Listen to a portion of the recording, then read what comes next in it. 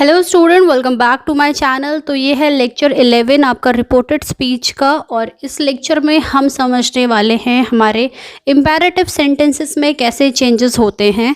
तो सबसे पहले देखिए, अगर आपका रिपोर्टिंग वर्ब से और सेज या सेड टू होता है, जो बेसिकली आपका रिपोर्टिंग वर्ब है, तो वो किस हिसाब से चेंज होगा। अगर हमारा इम्पेरेटिव सेंटेंस इस तरीके का कुछ होता है। इम्पेरेटिव सेंटेंस क्या होते हैं? जो बेसिकली आपको ऑर्डर, रिक्वेस्ट, कमांड इस तरीके से देते हैं डिफरेंट ह्यूमन बीइंग के। तो उसमें हमारा जो सेज या से टू है, सेड टू आपका, अगर वो इम्पेरेटिव सेंटेंस आपका ऑर्डर का आपको लगता है या आपको रिक्वेस्ट का लग रहा है, जैसे please give me a glass of water, stop there, please I want to do this, या I want to tell you, या कहीं पे कमांड का कुछ लग रहा है कि that's it in the next class, या कोई एडवाइस लग रही है you should always read from this book, तो वहाँ पे आप इन वर्ब को, यानी जो सेज या सेड टू है, उनको इस तरीके से आप चेंजेस करेंगे। जैसे ऑर्डर में आज्ञा देना होता है, रिक्वेस्टेड, यानी कि सेज और सेड टू वाले ये हैं। Begs, tells, commands, advice, suggest, implore. तो इसका आप स्क्रीनशॉट भी ले सकते हैं अपने नोट्स के लिए। इसमें कुछ और भी वर्ड हैं, उनको भी देख लेते हैं। नेक्स्ट वर्ड देखिए, आपके एंट्रीट हो गया, थ्रेट हो गया, अर्ज हो गया और परसुएड हो गया। उनका हिंदी मीनिंग भी दिया है बगल में, सो दैट आपको कंफ्यूजन ना हो। दैट इज एंट्रीटेड, सेज और सेड टू का।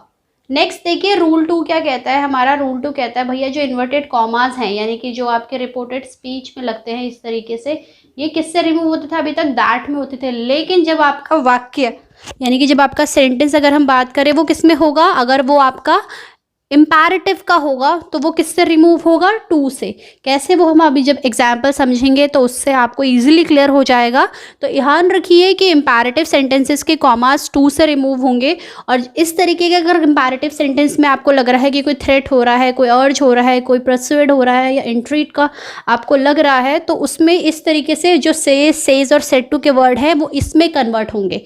नेक्स्ट रूल देखिए, थर्ड रूल देखिए स्टूडेंट, क्या कहता है कि इन्वर्टेड कॉमास के अंदर अगर कोई रिपोर्टेड स्पीच का संबोधन के रूप में किसी नाउन का यूज़ हो, यानी कि किसी को वो डिनोट कर रहा हो जैसे नेम से, तो आप जब हम एग्जाम्पल करेंगे तब आपको इजी हो जाएगा। या फिर जैसे स्टार्टिंग में पंकज वाला एग्जाम्पल देखा होगा तो उससे आपको क्लियर हो जाएगा।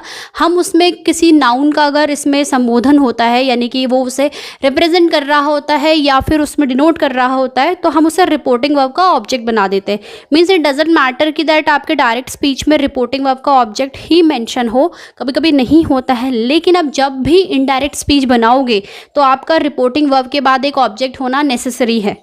नेक्स्ट रूल देखिए क्या कहता है कि किसको रिमूव करना है। ये जो प्लीज, सर, मैडम या काइंडली, इस तरीके के आपके शब्द होते हैं, यानी कि जो आपके ये जैसे आता है ना, please give me a glass of water, sir, ma'am, कैसे, तो या काइंडली, ये हम बेसिकली, तो आपको क्या करना है कि इनको रिमूव कर देना है।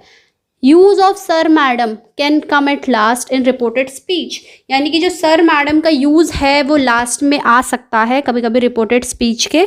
तो in place of sir, madam, यानी कि जो आपका सर और मैडम करके वर्ड दिया है उसकी जगह आप रिस्पेक्टफुली भी लिख सकते हैं after your reporting verb, and you can change sir, madam according to this sentence. Next देखिए, एक और चीज़ मैं आपको इसमें इंपॉर्टेंट बता दूं कि रिपोर्टिंग वर्ब के बाद ऑब्जेक्ट का अगर यूज़ होता है सर, मैडम की जगह पे, तो वहाँ पर रिस्पेक्टफुली का लिख देते हैं और उसके बाद हम ऑब्जेक्ट लिखते हैं। यानी कि अगर स्टार्टिंग में आपका ऑब्जेक्ट सर, मैडम है, उसे तो पहले हम रिमूव करते ही हैं according to the rule. Next rule, उसमें हम रिस्पेक्टफुली ऐड कर देते हैं, यानी कि रिपोर्टिंग वर्ब के बाद अगर ऑब्जेक्ट दिया है सर, मैडम की जगह पे तब तो ठीक है, लेकिन वरना नहीं दिया है तो वहाँ पे हम रिस्पेक्टफुली ऐड करते हैं और उस सर, मैडम को रिमूव करते हैं। कैसे? एग्जाम्पल देखिए, she said madam I have a TV set, तो यहाँ पे मैडम वर्ड है, इस रूल के हिसाब से हमें रिमूव करना है और क्या लगाना है? रिस्पेक्टफुली।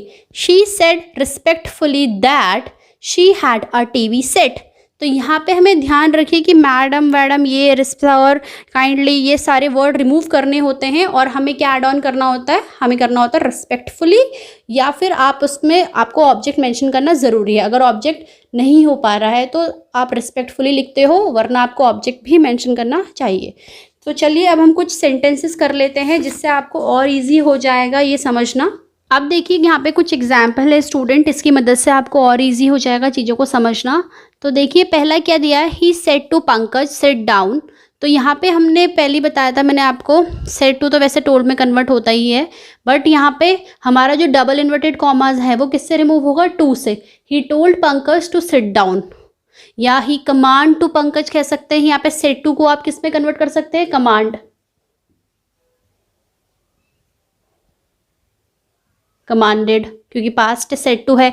नेक्स्ट देखिए, the teacher said to the students keep quiet, teacher ने बच्चों से कहा भैया चुप हो जाओ।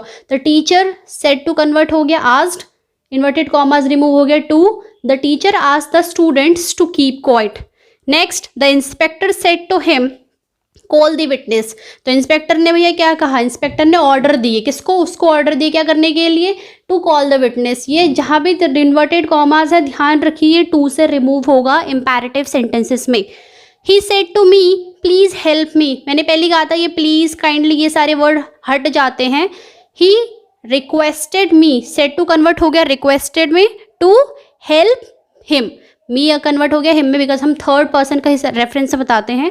The doctor said walk in the morning, तो डॉक्टर ने भैया क्या कहा, डॉक्टर ने उसको एडवाइस किया। मैंने बताया था ना आपको कि हमें ऑब्जेक्ट लगाना होता है according to our sentence. The doctor advised me to walk in the morning. My father said, यहाँ पे भी आपको ऑब्जेक्ट लगाना है जब अगर आपका रिपोर्टेड स्पीच के अंदर नाउन डिनोट कर रहा हो किसी नेम को, किसी भी चीज को। ये हमने रूल स्टार्टिंग में पढ़ा था ना कि जब नेम अगर रिपोर्टेड स्पीच के अंदर नेम दिया होता है तो आप उसे एज अ रिपोर्टेड वर्ब का ऑब्जेक्ट लेके चलते हो। So my father asked Ram to do as he said. Next, he said to me, इसमें तो ऑलरेडी आपको दिया है। ही टोल्ड मी या ही आस्क्ड मी भी कह सकते हो इसे, या रिक्वेस्टेड मी भी कह सकते हो। मैंने टोल्ड लिखा है, आप आस्क, रिक्वेस्टेड कुछ भी कह सकते हो। Have a cup of coffee. Next, the principal said to the peon go away at once, principal ने क्या कहा भैया पियोन को कि भैया एक बार में ही चले जाओ एक तरीके से। So the principal said to हो गया ordered the peon to go away at once. Next, the captain said to the soldiers, captains ने भैया क्या कहा है अपने जवानों को, क्या करा है, कमांड दिया है, lay down the gun, to lay down the gun, gun नीचे रख दो। नेक्स्ट देखिए, he said to the teacher sir kindly help me, rule के हिसाब से भैया क्या रिमूव हो जाते हैं, सर, मैडम, ये सब वर्ड, काइंडली, ये सब रिमूव हो जाते हैं। So he requested the teacher, said to convert हो गया रिक्वेस्टेड में, रिस्पेक्टफुली टू हेल्प मी, क्योंकि हमने पढ़ा था ये किस में रिमूव होते हैं, रिस्पेक्टफुली में। और ऑब्जेक्ट नहीं दिया होता तो आपके सब्जेक्ट के साथ, यानी कि आपका जो रिपोर्टेड स्पीच है उसके अंदर जो दिया है आपका नाउन, उससे डिनोट किया जाता है आपके ऑब्जेक्ट में।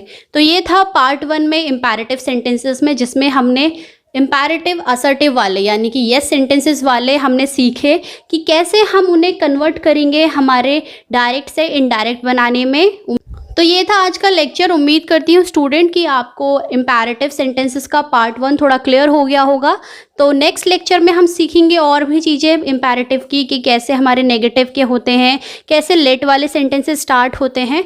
तो उम्मीद करती हूँ कि आपको लेक्चर समझ आ गया होगा। समझ आए लेक्चर तो इसको लाइक, कमेंट, शेयर और सबसे इम्पॉर्टेंट स्टूडेंट चैनल को सब्सक्राइब करना ना भूलें। और एक और चीज़, डिस्क्रिप्शन पे प्लेलिस्ट दी है तो प्लीज़ आप लोग चैप्टर वाइज पढ़ लीजिएगा, इट्स अ रिक्वेस्ट और suggestion I could say that, ताकि आपको जो भी लेक्चर्स हैं वो स्टेप बाय स्टेप क्लियर हो। क्योंकि डायरेक्ट डायरेक्ट में कुछ चीज़ ऐसी होती है, अगर आप स्टेप बाय स्टेप सीखते रहोगे तो it is very easy for you. तो मिलती हूँ आपसे नेक्स्ट क्लास में। Thank you.